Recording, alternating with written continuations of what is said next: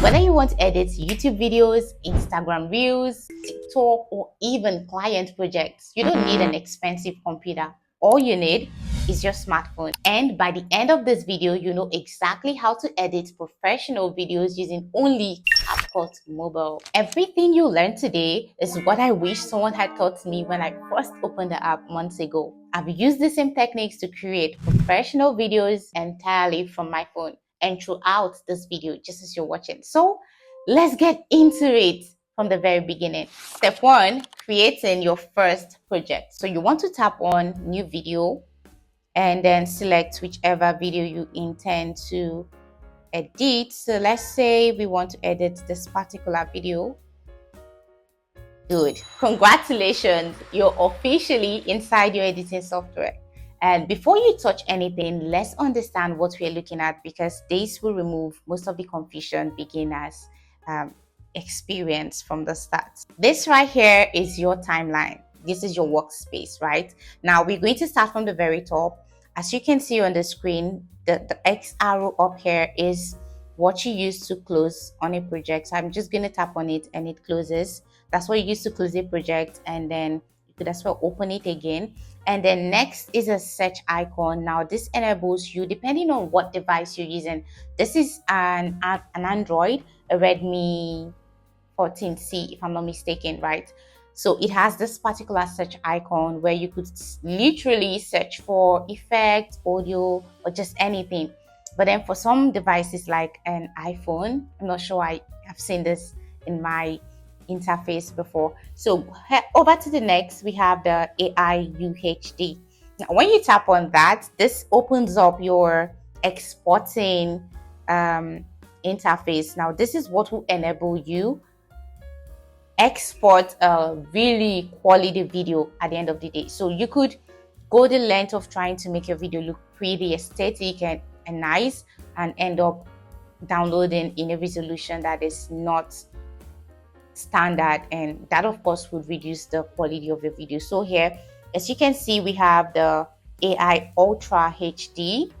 Okay, it says make your video clearer and smoother with AI enhancement and frame interpolation. So now you want to have this turned on, because just as reading here, the AI Ultra HD helps your video to attain some level of quality outside from its original quality. So you want to turn that on, and then your resolution, please always leave your resolution at 1080 pixel. This is a very standard resolution. Okay, this is refusing to go up because my data is turned off. So I'm just going to turn it on and place it there. There you go.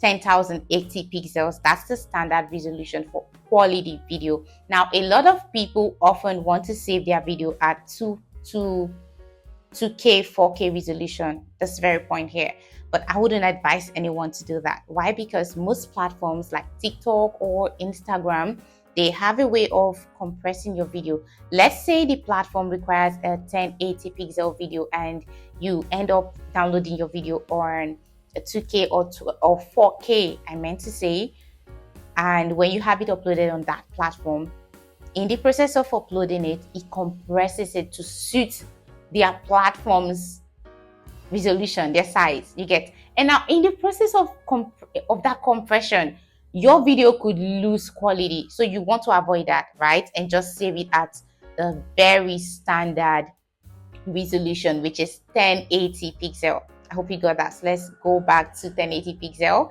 and then your frame rate should always be at 30. 30 is perfect for a normal video. But then if it's a video that is probably a slow motion video, right, you could just place it at 60 to enable a smoother playback. You can see there. All right, now the next is the optical flow. Now I haven't really seen the function of this, so you could just leave that the way it is, and then go on to your bit rates. Your bit rate is best at recommended, right? So always leave it at recommended, right, depending on what is shown to you. So you could just leave it at 10 or 20. Yeah, and then your watermark. Oh my goodness. You don't want to be among those category of people that would let the whole world see the software used for editing their video. you just see CapCut shaking around, or whatever software you use. No, you don't want to do that. So you want to go on into your watermark and then have it hidden. It's hidden here. So just have it hidden and you're good to go. So at this point, let's say you're done editing your video, you just want to hit on the export button to have that particular video exported. Okay, so let's go on to the next feature, because we are basically trying to understand how this whole interface works, because the foundation matters. Yeah, you want to set your foundation right. So next here is this square box icon, this one here. At the time of the editing of this particular video, the post-production, I would ensure that I have some elements highlighting this point. That way it's easier for you to identify them when I mention whatever element here. So you want to tap on this particular one here to enlarge your screen when need be, and then tap on it again to go back to that inner interface, a smaller outlook, right? That's simply it. Now, of course, your play pause button, you don't need me to explain that, right? That is simply what you use to play, and it's very expensive, or pause your video. Now, right next is this chain like icon that has the on reading on it. Now, we do not have need for that yet, so you might as well just want to skip that. And then when we select this video, or probably carry out an action, now notice that this two hover, undo and redo tab, that's what they're called, these two features here, notice they are gray right now, but the moment an action is performed on this video, it becomes it's no longer gray. That way you can click on it and undo an action or redo an action. So let's do something very quickly. We're just going to split this video in two. Yeah, how did I get, okay, we're going to get to that. For now, let's just understand the picture. So I just splitted this video in two. You can see we have one here and one here. Now the first, which is the undo tab, is no longer gray. Yeah, so you can as well hit on it to undo the action. So you can see it says undo split. It's no longer splitted. If you want to redo the action, then you hit on the next one, and voila, it says redo split. So we just got it back to its last state. Perfect. So we want to go on to the next, right, which is the main track. I mean, this is where almost everything you're going to be working on will be done, right? This is where you have your elements, audio, text, and just everything together to aid in smooth editing of your project. So the first thing we have here is the mute clip. Now this is what you tap on. You can see I just tapped on it and it says original sounds of blah blah blah, right? Now when you click on that, the entire audio on this track, now this is your track, I just selected it, this line, this is your track. Whatsoever thing that is on this line is your main track. It could be a main track video, it could be a main track image or anything. So whatever is on this line loses its sound. It loses sound the moment you click on this mute clip. So you can see here it says on mute. So when we click on it again, yeah, mute clip, it has gone back to its actual state. Your mother will need surgery, and it's with the sound. Let's click on it and play without a sound. That's pretty it. Now I think the best situation to use this are probably on situations where you did a vlog and you do not want the actual audio from the vlog to play out, so you want to do a voiceover rather on your video. You could just simply, rather than going into each of those videos and trying to silence them, you just mute it in one tab and then go about your voiceover. That's it. Now the next thing we have here is cover. This is when you come across a video on probably TikTok, the first thing you see is your cover. Yes, that's your cover. So you want to be very intentional about it. Now, this is what I always tell my students. Under no circumstance should you leave your cover blank or dark. Let's say this particular video, let's close this cover page. Now, let's say this particular video started off with a fade in animation. Now, this is a fade in animation. Let's add that very quickly.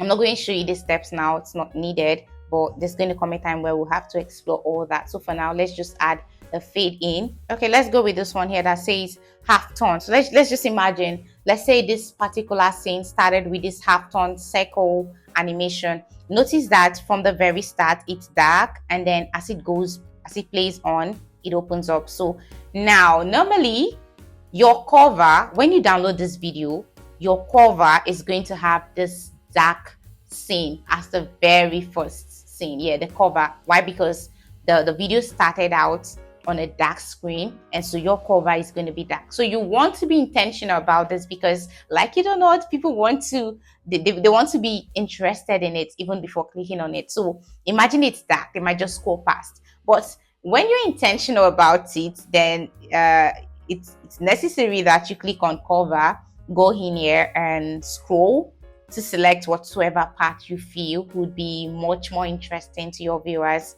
for your cover. Let's say I want this to be the cover. I could just hit on save here, and that is going to be, you can see it right inside of this box. That's going to be your cover. I hope that makes sense. All right.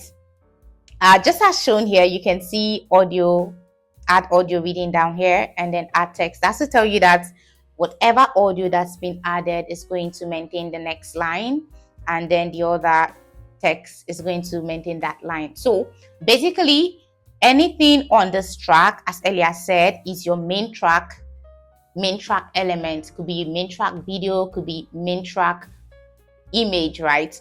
And then whatsoever thing that is under of this is an overlay. How? Let's quickly do something. So I'm going to show you in detail how to get there, but for now, let's just understand how these elements work. So I just added an image, right? We have this image on our main track video. Notice it. This is overlaying on the main track video. So whatsoever that is beneath the main track is an overlay. So it could be an overlay picture, it could be an overlay video. Yeah, it's just overlaying. That's the simple term for that. All right, now we're at the very key area. This is what I call, or what is called, toolbar. Now this is your toolbar where you have your edits, where you have your audio, where you have your text, your effects, and the rest of them. These are your toolbars. This is basically everything you're going to be working with to ensure a seamless video editing. All right, and we're going to skip some of these features right now, because during the course of this editing, almost before the end, we're going to have to touch on some key pictures of this particular toolbar. So let's just quickly hover on them. So the first here is your edits. Now when you click on edits, notice that you have your splits inside of the edits. You have volume, you have animations, you have effects, you have so much of other elements inside of your edits. Now it's the same thing that happens whenever you select on a video. See, I just clicked on the main track video and automatically the edit tab opens. Yeah, so whether you click on a video to access the edit tab, or you simply select edit, like hit on edit to get there, it's all the same. Now the next here is your audio. This is where you could extract audio from a video or a picture. I mean, there's never an audio in a picture, don't mind me. Okay, so you could extract audio from a video from here. There's the sound effects, record, and the rest of them. We're going to explore audio and text among others in details. So for now, let's just hover on them. And then next is text. Yeah, you can always add your text manually or auto-generate them. We'll get into that in details too. Now the next here is effects. Now this is one very beautiful element, because in here you could find video effects, you could find body effects. Now let's look at the video effects very, very quickly. In a situation where you want to make your, okay, let me hit on this and then delete the overlay image. In a situation where you want to make the background of this video right here blurry, that's where your effect comes handy. You go to where you have your effects, and then hit on video effect, and now you want to search for blur. We're using this particular effect as an example, right? Yeah, so there we have this Perfect. Now I want you to notice something very quickly. Not everyone might be familiar with this. So yeah, we have about two different blur effects here. But I want you to notice something. Now look at the very first one. This one has nothing in between. You can see no tab, no adjust tab whatsoever. But then on this one, it says adjust. Now this particular one, or this particular kind of effect, gives you the ability to slide on to like make your blur intense or lighter. You can see the farther I go. This is 82. This is how blurry it is. This is 100. See how blurry it is. So you can always adjust it to suit your need, right? Now, unlike the other, it didn't give you that adjust tab. So in a situation where you use that other one, you could barely be able to control it, right? So you just have what it gives you. If it's 100% blur, then you have to work with it that way. So you want to know which particular blur to use at certain times where the adjust may be necessary or not. So that's basically it with the effect. You might as well want to go into it and explore other effect options there. So we have our overlay. Now this is very crucial.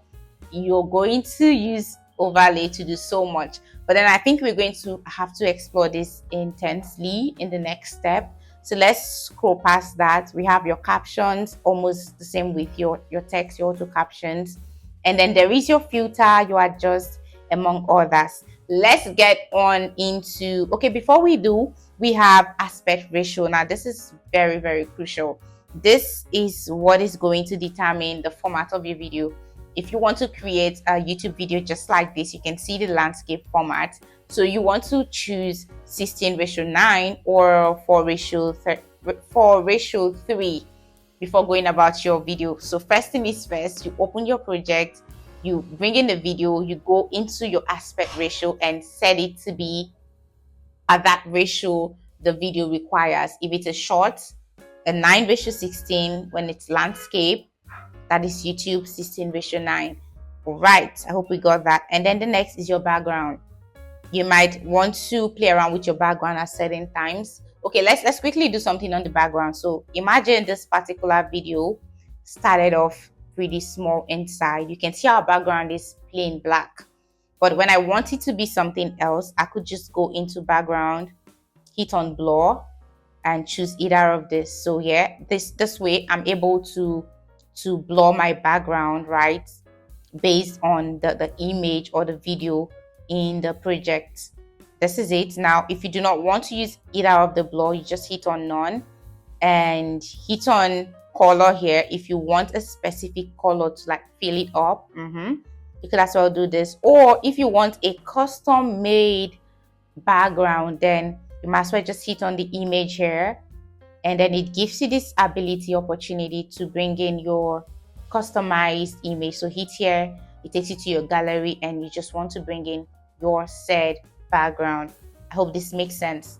Step 2, importing clips, right? Importing, exporting clips, deleting clips, all that thing. So let's quickly get on it. Now you can see now that when we splitted this particular video in the project, we had one and then we had two particular splitted video on screen. In a situation where I want to add something to this particular video, simply it's that simple. I just have to, now first things is first, this particular long white line, I call it playhead or cursor. So you want to move your playhead or your cursor to whatever point where you want to add a video, an image into your timeline. So let's say I want it added at this very end. I would just have to hit on this plus icon here and then import maybe a picture into the timeline. So there we have it. We now have this added to our project. But let's say I want to add this in between this clip. So I just have to go to the point where I want to add it, which is this particular division here, place my playhead there, and then hit on the plus icon again, and then bring in whatsoever. It is that simple. Yeah, so that's how you import clips. And then if you want to export them, it's really simple. You just delete them. How? You select on it hit on your delete, and it is gone. Another thing to note is the fact that you can move around these elements, be it video or picture. You can move them around on your timeline. How? So we have this particular paper, this image here at the very last. In a situation where I want to take it to the very first or in between my clips, I could just select on it, just hold it long enough, and you see what happens, right? Now you can move it, like toggle it to any point. Okay, now you see we now have it as the very first. So you simply just select on it, long press it, and move it to the point where you want it to stay. And that's it. It's that simple. All right, now someone asked a question that really left me shocked. The last, I was like, really? And what is the question? Simply how to move around, how to navigate through your timeline. It's that simple. You just move your hand left or right to locate any point. So let's say I want to go to where I have this blurred effect. I'll just simply scroll left or right until my playhead is on that element I need. I could just select it and feel like that's simply it.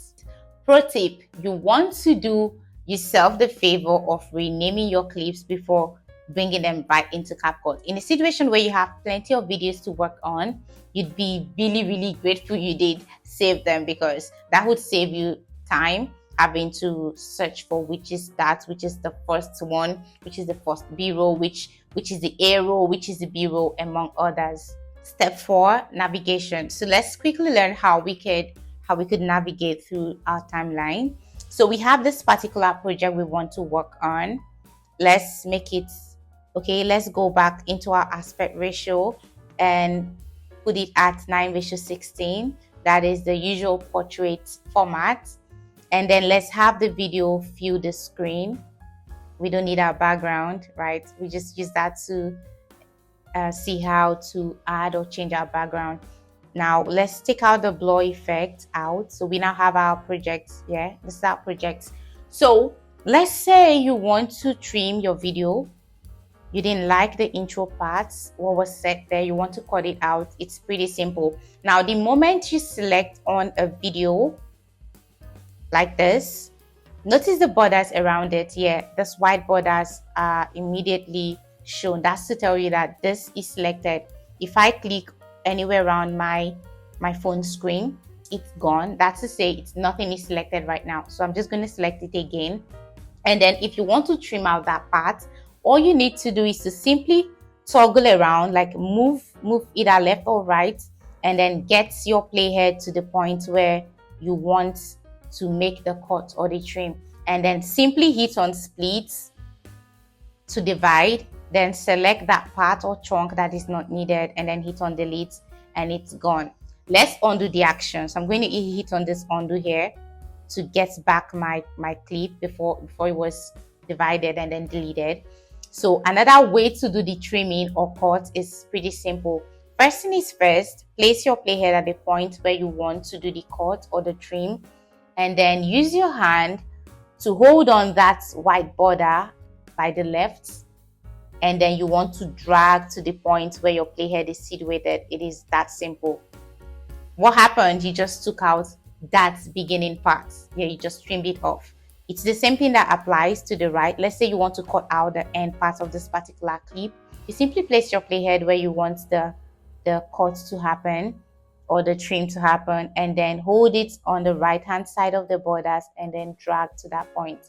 Pretty simple. So let's say we want to create a zoom in effect on this particular video, right? You want it pretty zoomed in, and you want that zoom in to happen at this very point. Let's say 4 seconds into the video. So how to do that is pretty simple. You could either use keyframe to achieve that, or simply do your cuts. How to use your keyframes to achieve that? You want to simply place your playhead at the point where you want the zoom in to happen. So we want it to happen here. You're going to hit on your keyframe. Now this is your keyframe. Keyframe is simply used to create movements, right? So we're going to go into this in detail, but let's just use this to see how we could quickly create a zoom in effect. So you want to hit on your keyframe 1, hit on another, second. Now the first keyframe is to tell that, oh, I'm about to create a change here. Something's about to happen here, right? And the second is where your action happens. So your action could either happen on the first keyframe or on the second, depending on what you're trying to achieve. Now, for this particular video, I want the action to happen on the second keyframe because this is where she probably looked, and that is why I want the zooming to happen. So what to do next is to use your hand and simply enlarge your screen the same way you'd want to zoom in inside of your gallery to view a picture or a video. So you want to do that now. Right on the keyframe, notice that my playhead or my cursor is standing in between the keyframe. That's the same thing you want to do, right? And then you would zoom in. If you want to drag down, you could drag down to highlight or showcase what you want. Right, this is what we have. A pro tip, whenever you use keyframe, you have to smoothen in the action. It's a must. That way, it looks professional and clean. How do you do that? So we're done creating that movement. Now, this is what happened. Let's play. Let's play. Did you see that? He zoomed in at the point where her face showed before this other lady is revealed.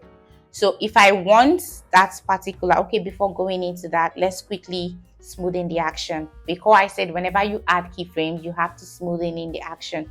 So you want to hover around any of your keyframe until this graph-like icon appears on your screen, and then hit on it, and now you can ease in or out of the action. So let's use this particular one, ease in. Now this is going to ensure that the movement is seamless and professional. So we achieved that, and now notice that all through the rest of the video it's still zoomed in. In a situation where you want to zoom out again, pretty simple. Go to the point where you want the zoom out to happen, hit on your keyframe again first, and then maybe your second. So yeah, we want, this is the first, sorry, this is the second. So we want the zoom out to happen on, we want the zoom out now.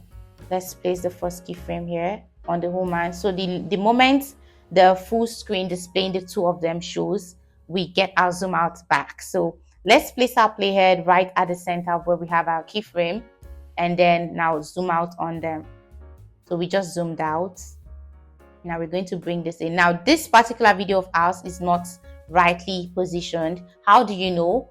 When you place it rightly, there's a white border that shows on the screen to tell you that, oh yeah, can you see the white border? That's it.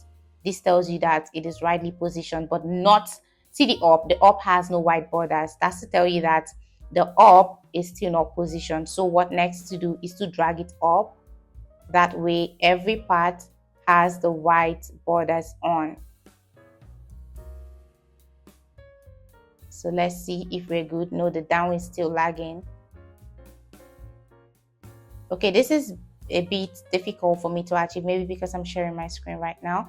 But you just want to ensure that the white border is displayed, so that way you have it back to its actual form. That is, we didn't just zoom in, but we also did zoom out, right? That's how you, this is not seamless. It's not smooth. It's not smooth. We're just trying to show how to create zoom in using keyframes. All right, so yeah, remember to always smoothen the actions when you use keyframe. So let's choose an ease out for the smooth out this time around. That's pretty it. Next thing we want to try to achieve is extract. How?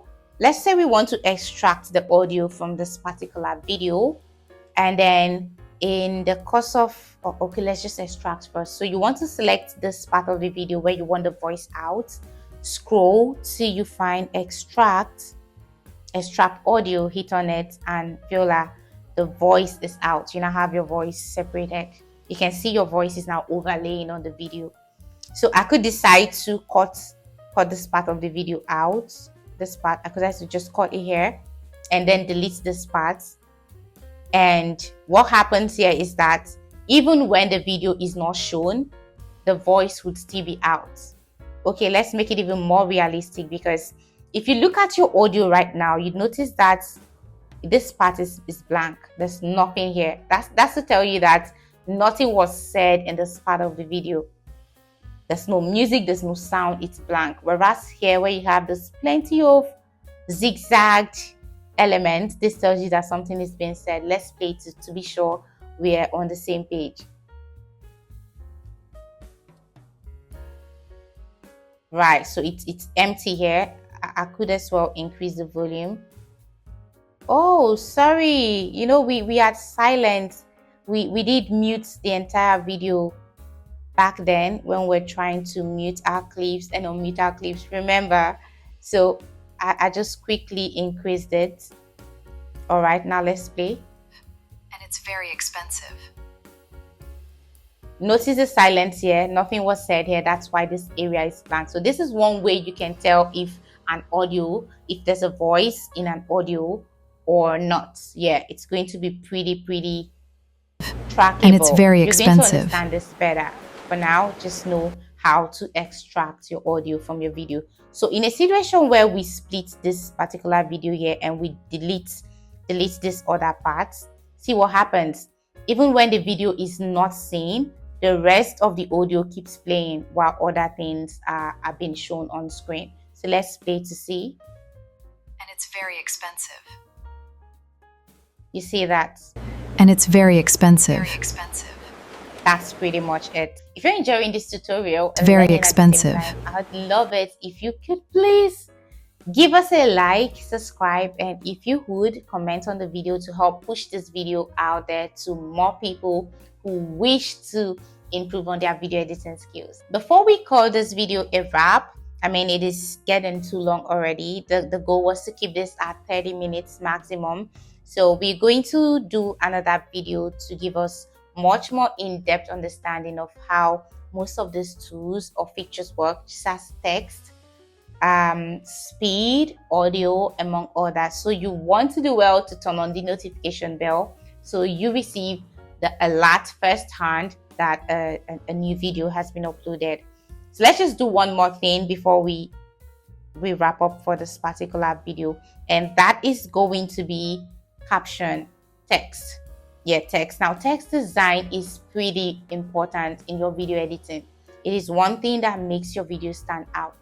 Now, aside from the fact that text design makes your video more aesthetic, more aesthetical, like it gives it that aesthetic appeal when people watch your video, aside from that benefit, text also creates room for more engagement. How? Let's say I am watching your video in a pretty noisy background. There's music playing in the background and all those noise stuff. And I'm not with my earpod or earpiece. There's no way I would know what is being said without text. But when there's text, I could just watch and then read at the same time. It's like watching a movie and reading the subtitles you get. So text plays a crucial role in your video. So if you want to add text to this particular video, first thing is first, our project was muted, remember?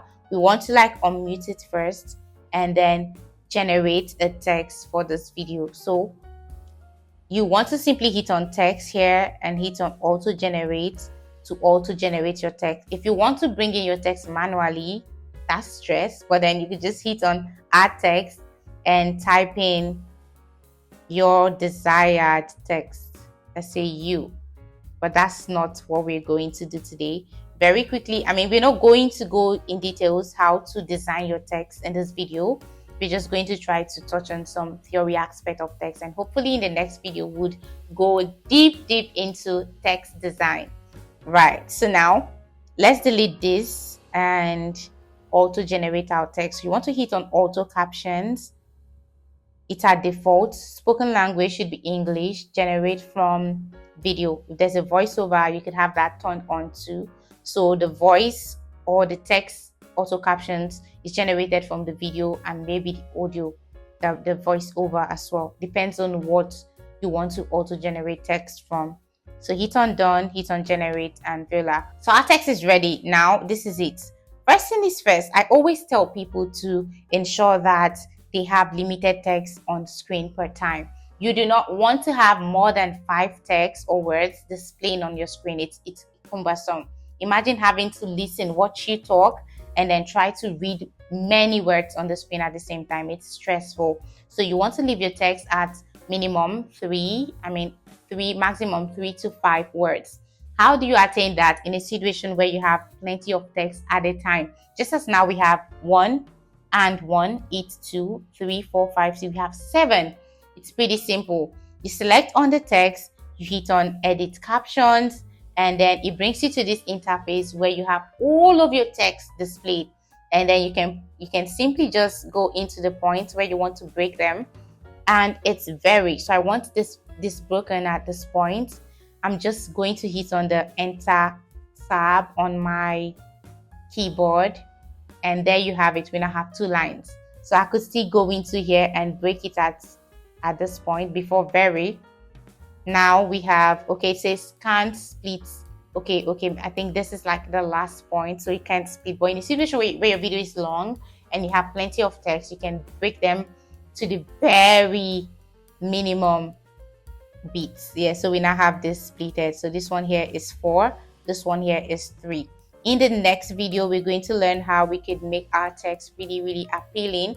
I mean, with the way videos content creation is really a thing in this day and age, you want to ensure that you do everything possible to have your video appeal to the people. So I'm going to teach us in maybe the next video how to make our text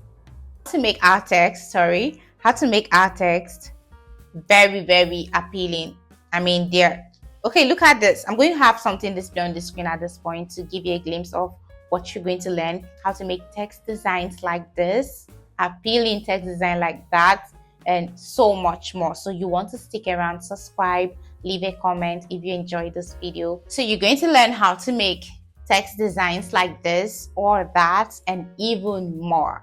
If you're serious about improving your video editing skills, CapCut Pro Edit Lab is where we'll keep building together. Do well to subscribe and turn on the notification bell so you'd be the first to know when a new video drops.